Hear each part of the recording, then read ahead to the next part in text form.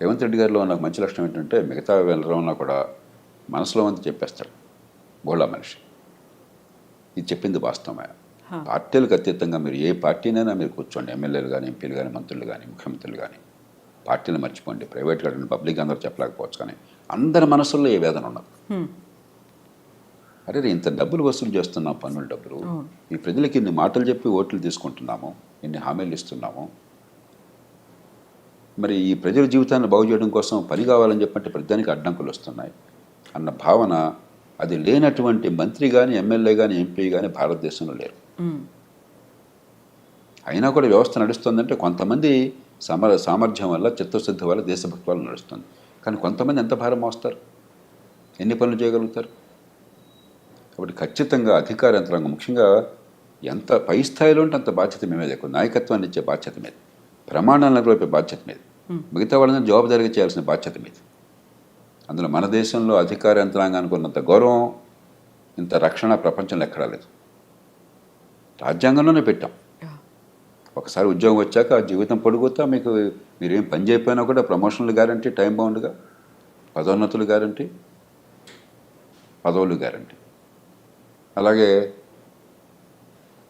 ఉద్యోగానికి తీసిన దాఖలా దాదాపుగా ఉండవు. మీరు ఎంత అసమర్థులైనా, ఎన్నో సందర్భాలు అవినీతి ఉన్నా కూడా ఏం జరగదు పెద్దగా. ఊరికే 2 నెలలు ఎవరన్నా ఉంటే 2 రోజుల కోసం మాట్లాడతారు అంతే, ఇంకేం జరగదు. అన్ని కీలకమైన ఉద్యోగాలు మీ చేతుల్లోనే. అది ఎలాగో ముఖ్యమంత్రులకు కూడా తెలియదు ఎందుకు అలా జరిగిందో.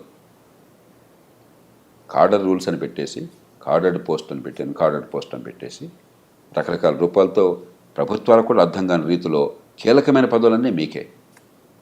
మరి సమాజం ఇంత గౌరవాన్ని, ఇంత రక్షణని ఇచ్చినప్పుడు, నెత్తిని పెట్టుకున్నప్పుడు మిమ్మల్ని, ఈ సమాజానికి మనమే ఇస్తున్నాం తిరిగి. ఆ రకంగా చూస్తే ఒక చిన్న ఉదాహరణ, హైదరాబాద్ నగరం నీళ్లు చూడండి. వేల కోట్లు ఖర్చు పెట్టి ప్రజల పన్నుల డబ్బుల్లోంచి మనం లేదా అప్పులు తీసుకొచ్చి గోదావరి నుంచి, కృష్ణ నుంచి లిఫ్ట్ చేస్తున్నాం. దేశంలో ఏ నగరానికి లేని సౌకర్యం హైదరాబాద్కు ఉన్నది. మంచినీళ్ళ విషయంలో 2 మహానదులు 2 పక్కన ఉన్నాయి కాబట్టి కృష్ణా, గోదావరి, మరి చాలా వేల కోట్లు ఖర్చు పెట్టి అక్కడి నుంచి లిఫ్ట్ చేసి ఏర్పాటు చేసాము, నీళ్ళు వస్తున్నాయి. ఆ నీళ్ళలో 45% నీళ్లు మన ఇంటికి రాకుండా మూసిలో కలిసిపోతున్నాయి. ఇంతకంటే నేర సమాన నిర్లక్ష్యం ఇంకేమన్నా ఉందా? ఒక పేద దేశంలో ఇన్ని వేల కోట్ల రూపాయలతో నీరు అక్కడి నుంచి ఇక్కడి దాకా తీసుకొచ్చి ఆ వడ్డీలు కడుతూనే ప్రభుత్వాలు బోడంత సతమతం అయిపోతూ ఉంటే ఆ నీళ్ళు ఇళ్ళకి చేరట్లేదే, మళ్ళీ మూసిలోకి వెళ్ళిపోతున్నాయి. పెద్ద ఎక్కడికి చూడక్కర్లా, అన్నమంతా చూడక్కర్లా, 2 మెతుకులు చూస్తే చాలు. వెరీ రీసెంట్గా కూడా చూసాం సార్, హైడ్రా తవ్వకాలకి సంబంధించి పెద్ద వాటర్ పైప్ లైన్ పగిలిపోయింది అనే మాట. అట్లాగే ఇన్ని వేల కోట్లు ఖర్చు పెడుతున్న విద్య కోసం అని చెప్పాను. గుండె మీద చేసుకుని చెప్పమానండి, మా పాఠశాలల్లో పిల్లలకి ఏ కుటుంబం నుంచి వచ్చినా కూడా ఖచ్చితంగా మంచి ప్రమాణాల విద్య అందుతోంది, వాళ్ళ ప్రతిభ వికసిస్తోంది, ఎదిగే అవకాశం వస్తుంది. మీరు చెప్పనండి ఒకసారి. నేను ఛాలెంజ్ చేస్తున్నాను మిమ్మల్ని బహిరంగంగా. ఎంత అధ్వానమైన చదువు అందుతుంది, ఇంత డబ్బు ఖర్చు పెడుతున్నామే. 25-30 వేల కోట్లు దాకా తెలంగాణ ఖర్చు అవుతుంది అన్ని రూపాయల్లో పాఠశాల విద్య కోసం అయ్యే ఖర్చు. అంతా కలిపితే 21 లక్షలు 22 లక్షలు ఉన్నారు పిల్లలు గవర్నమెంట్ స్కూళ్ళలో. ఏం విద్య అందుతుంది? ఎందుకు అందట్లేదు? ఏదన్నా పట్టుకోండి, మీరు ఏ రంగమైనా పట్టుకోండి. ట్రాఫిక్ ఉంది, ఎందుకు నరకం అవుతుంది? అక్కడ రెడ్ లైట్ ఉంటే జర్మన్ వెళుతుంటే వాడి మీద ఏమి రకమైన హారన్ మోగించుకుంటూ తిట్టుకుంటూ. కాబట్టి ఏదన్నా చూడండి, మన జీవితంలో రోజువారీగా మనకు కావాల్సింది ఏదన్నా చూడండి, ప్రజలు నరకం అనిపిస్తున్నారు. ఎందువల్ల? ఇది కేవలం రాజకీయ నాయకుడు బాధ్యతనా? రాజకీయ నాయకుల్లో తప్పులు లేదని అంటే రోజు నేను విమర్శిస్తుంటాను. తప్పులు ఉన్నప్పుడు రాజకీయ వ్యవస్థలో తప్పులు చాలా ఉన్నాయి, కానీ రాజకీయ వ్యవస్థ అడ్డుకొని అనేక సందర్భాల్లో కూడా మంచినీళ్ళు అందరికంతా ఏర్పాటు చేస్తే ప్రభుత్వం నాకు కాదంటారండి? మంచి విద్య అంతా ఏర్పాటు చేస్తే ప్రభుత్వం నాకు కాదంటారండి? ట్రాన్స్పోర్ట్ సిస్టమ్ బాగా ఇంప్రూవ్ చేసి అందరికీ సౌకర్యం కలిగిస్తే ఏ ప్రభుత్వం నాకు కాదంటుందండి? వేరే విషయాల్లో జోక్యం చేసుకోవచ్చు, వాళ్ళ లాభం కోసమో వాళ్ళ స్వార్థం కోసమో. ప్రజలందరికీ మంచి సౌకర్యాల కోసం ప్రజలు ఇచ్చిన డబ్బుతో సరిగ్గా అందజేస్తే ప్రభుత్వానికి కీర్తి వస్తుంది, ఓట్లు వస్తాయి కదా. ఎవరన్నా కాదంటారా? ఏ మంత్రులన్నా కాదంటారా? ఏ ఎమ్మెల్యేనా కాదంటారా?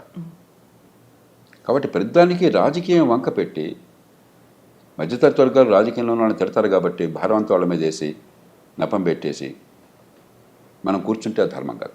ఎందుకని సార్ సమన్వయ లోపం అనేది ఉంటుందా ఇటు ప్రభుత్వానికి ఇటు అధికారులకి మధ్య? లేదు కొన్నిసార్లు మనం చూసాము ప్రభుత్వం మంత్రులు లేకుంటే ముఖ్యమంత్రి క్యాబినెట్ అంతా ప్రెషర్ అంతా వీళ్ళ మీద పెడుతున్నారు, లేకుంటే మేము చేసినట్టుగా మీరు చెప్పినట్టుగా మీరు పని చేయండి అనే మాట, ఆ తర్వాత బ్లేమ్ నేను అవుతున్నారు. కాదంటలా, కానీ ఆ మాట అనే అర్హత ఇప్పుడు వస్తుందంటే మీకున్న పరిధిలో మీరు చాలా సమర్థంగా పనిచేసి ప్రజలకు ఫలితాలు ఇచ్చినప్పుడు వాళ్ళకి నచ్చకపోవచ్చు, ఏమండి ఇలా కాదు ఇంకోటి అంటే మీ మాటకు గౌరవం ఉంటుంది. ప్రధానంలో నో అన్న మాటే మీ నుంచి వచ్చి మీ నుంచి ఏ పని కాకుండా ఉండి ప్రజలకు పనికి వచ్చేది జరగకుండా ఉండి మీరు ప్రధానికి నో అంటే వాడి ఎందుకు గౌరవిస్తారు మిమ్మల్ని? ఎన్నికైన వాళ్ళమే ఒత్తిళ్ళు ప్రజల నుంచి చాలా ఉన్నాయి పొద్దున్న సాయంత్రం దాకా. కాబట్టి ఈ వంక పెట్టేసి రాజకీయంలో ఉన్న వాళ్ళని తిట్టేసి మనం కూర్చుంటే ఎట్లాగా? ఈ సమాజం ఎంత గౌరవాన్ని ఇస్తుంది, ఎంత పోషిస్తుంది మిమ్మల్ని. ఇందాక నేను కొన్ని ఉదాహరణలు ఇచ్చాను. వీటిలో రాజకీయం ఏది వద్దని చెప్పండి నాకు. వీటిలో ఏ ఒక్కటైనా సరే ఒక ముఖ్యమంత్రి కానీ ఒక పార్టీ నాయకుడు కానీ ఏ పార్టీ ప్రభుత్వంలో ఉన్నా సరే మీరు ఇది చేయొద్దయా, ప్రజలకు అసౌకర్యం కలిగించండి, ప్రజలకు రవాణా వద్దు, ప్రజలకు మంచినీటి సరిగ్గా అందొద్దు, మురుగునీటి పరిధులు సరిగ్గా అవుతున్న వాళ్ళని చెప్పాడా? కాబట్టి రాజకీయ వాళ్ళు తప్పు చేయట్లేదు నేను అంటలా, కానీ కొన్ని రంగాల జరుగుతుంది చట్టబద్ధ పాలన లేదు, నిజమే. ప్రధానంలో రాజకీయ జోక్యం ఉంటుంది పోలీస్ కేసుల్లో, నిజమే. పక్కన పెట్టేద్దాం, దానికి ఏం చేయాలో ఆలోచిద్దాం. కానీ అదేం లేకుండా చాలా రంగాలు ఉన్నాయి. అక్కడ మీరేం చేస్తున్నారు, ఎందుకు చేయటం లేదు? అంచేత ఎవరినో బాధ్యులుగా చేస్తే లాభం లేదు. దీనికి మనందరం బయట ఉన్న వాళ్ళం కూడా సమిష్టిగా బాధ్యత తీసుకోవాలి. రాజకీయంలో ఉన్న వాళ్ళు సహజంగా ఎన్నికైన వాళ్ళు బాధ్యత మనం పెట్టాం కాబట్టి వాళ్ళ బాధ్యత తీసుకోవాలి, దాని అనుమానం లేదు. కానీ పాలనా యంత్రాంగం, న్యాయ వ్యవస్థ, పత్రికా ప్రపంచం, మరి ప్రభుత్వాలు బయట ఉన్నటువంటి కాస్త కూస్తో పలుకుబడి ఉంటే మనందరం నేను కూడా బాధ్యత తీసుకుంటున్నాను. నా తప్పు కూడా ఉందని నేను అనుకుంటున్నాను. అంతేకాకుండా ప్రతివాడిని వాడిని చూపెట్టేసి వాడు తప్పు చెప్పేసి ఇది తప్ప. ముఖ్యమంత్రి గారు ఆవేదన నిజమైనది, దేశమంతా ఉన్నది, సహేతుకమైనది. ఖచ్చితంగా పాలనా యంత్రాంగంలో మౌలికమైన ప్రక్షాళన కావాలి, మౌలికమైన మార్పు కావాలి. ఈ పద్ధతి కొనసాగిస్తే ఇప్పుడు కొన్ని సినిమాల్లో చూస్తే, ఈ మధ్య ఒక సినిమా నేను మా శ్రీమతి చూస్తూ నేను ఒక 2 నిమిషాలు చూస్తే నాకు వాంతి వచ్చినట్టు. సినిమా చూసారు సార్ మీరు? వాడు అధికారిని వేశారట ఎన్నికల కోసం అని చెప్పని, వాడొచ్చి బస్తమే సవాలని చెప్పని, నువ్వేవాడువయా ముఖ్యమంత్రివి, లేకపోతే నువ్వేవాడువయా మంత్రివి, నేను 35 ఏళ్ళు ఉంటాను, నేను అంత తెలుస్తాను అంటాడు. అది నిజంగా జనం తప్పట్లు పడతారు గొప్ప అనుకుని. ఇదే ప్రజాస్వామ్యం, ఇదే అధికారుల అహంకారం, ఇదే రాజ్యాంగం. మనం ఒక చాలా విచిత్ర వాతావరణాన్ని సృష్టిస్తున్నాం ఈ దేశం. నాకు ఇది వాంతి వచ్చింది అది చూస్తే. దీనిలో అసలు ప్రజాస్వామ్య స్పృహ ఏంటి, రాజ్యాంగ స్పృహ ఏంటి, మంచి పరిపాలన గురించి అవగాహన ఏంటి, ఇదే మన ప్రజలకు చెప్తున్నది. ఎంత అజ్ఞానాన్ని మనం పెంచుతున్నాం ఈ దేశంలో. అలాగే ఈ పదవుల కోసం పడితే వెంపర్లట 15 లక్షల మంది పోటీ పడ్డం ఐఏఎస్ కోసం అని చెప్పని, జీవితం అంతా త్యాగం చేయడం, ఒక 5 ఏళ్ళు 10 ఏళ్ళు. అంత ఈజీ కాదు ఐఏఎస్ ఐపీఎస్ ఆఫీసర్లు అవడము అనేది ఉంటుంది కదా సార్, చాలా కష్టపడితే వచ్చారు. ఇంత కష్టపడి వచ్చిన తర్వాత మీరు ఉద్ధరించింది ఏంటట? కరెక్టే, ఉద్ధరించింది ఏంటట? ఎందుకని జరగట్లేదు ఫలితాలు? నేను కోపంతో చెప్పట్లా, ద్వేషంతో చెప్పట్లా. నేను ఆ పదవుల్లో ఉన్నవాడిని, నేను నిస్పృహతో బయటకు వచ్చినవాడిని కాదు, నిరాశతో పనికి రాకుండా బయటకు వచ్చినవాడిని కాదు, ఫెయిల్ అయిన వాడిని కాదు. నన్ను ఎవరు భారతదేశంలో ఒక అధికారిగా ఫెయిల్ అయిన ఎవరో ఏ మనిషిని అనుకోవట్లా. నన్ను బాగా తిట్టేవాళ్ళు కూడా ఆ మాట ఇప్పుడు అనలా, ఇంతవరకు సాధ్యం కాదు. అది ఒక ఆవేదనతో చెప్తున్నాను. ఇంత అవకాశాన్ని సమాజం మీకు ఇచ్చి నెత్తిన పెట్టుకుంటే మీ వల్ల ఏం జరుగుతుంది ప్రజలు? ఇది పోగా అహంకారం చాలామందికి. ప్రజల గురించి పట్టించుకునేది లేదు, వాళ్ళ బాధల గురించి పట్టించుకునేది లేదు. మరి కొంతమంది ఏదో సెలబ్రిటీలు అని చెప్పి అనుకుని సోషల్ మీడియా అట వెనకాల ఏదో కెమెరాలతో తిరుగుతుంటారట. ప్రభుత్వాలకు సిగ్గుంటే డిస్మిస్ చేయాలి వాళ్ళని. మనం బ్రిటిష్ పరిపాలన యంత్రాంగాన్ని అనుకరించాం. ఎనానిమిటీ దానిలో ముఖ్యమైనది, మెరిటాక్రసీ, మీ ప్రతిభ వల్ల రావటం, పొలిటికల్ న్యూట్రాలిటీ, పక్షపాత రాజకీయాలు లేకుండా ఉండటం, ఎనానిమిటీ, పబ్లిక్ సర్వీస్, ఇవి మౌలికమైన లక్ష్యాలు. అవన్నీ మర్చిపోయి మీరేదో స్టార్లాగా బిహేవ్ చేయటం నాకు అర్థం కాదు. ఎంత విచిత్రంగా ఉంది అసలు, ప్రవర్తన ఎంత వెకిలిగా ఉంది. దాన్ని ఎలా సహిస్తున్నారు ఈ రాజకీయంలో ఉన్నవాళ్ళు? దానికి ముఖ్యమంత్రి గారిని కూడా బాధ్యతలు చేస్తున్నాను. మీరేం చేస్తున్నారు మరి? మీ ఆధీనంలో పరిపాలన యంత్రాంగం అంటే వాళ్ళలో క్రమశిక్షణ పెట్టి కొన్ని ఏ రకంగా చేస్తే మేము గౌరవిస్తాం, ఏ రకంగా చేస్తే మేము ఊరుకోమని చెప్పిన సంకేతాన్ని ఇచ్చే బాధ్యత మీకు కూడా ఉంది. సో ఈ మధ్యన ఒక ఇన్సిడెంట్ చూసాము. తెలంగాణ రాష్ట్రంలో ఒక మంత్రి కలెక్టర్ మీద అసహనం వ్యక్తం చేశారు, పబ్లిక్గా వాళ్ళని విమర్శించారు అనే వాదన వినిపించింది. ఆ తర్వాత కలెక్టర్ అక్కడి నుంచి తప్పుకున్నారు, పోస్టులు పెడుతున్నారు అనేది, సో కొటేషన్స్ రూపంలో, మోటివేషనల్ కోట్స్ రూపంలో వస్తున్నాయి అనేది. ఇన్ఫ్లుయెన్స్ ఎవరిని చేస్తున్నారు సార్? నాకు ఈ సంఘటన తెలియదు కాబట్టి దాని గురించి పూర్వాపరాలు తెలియకుండా మాట్లాడాను.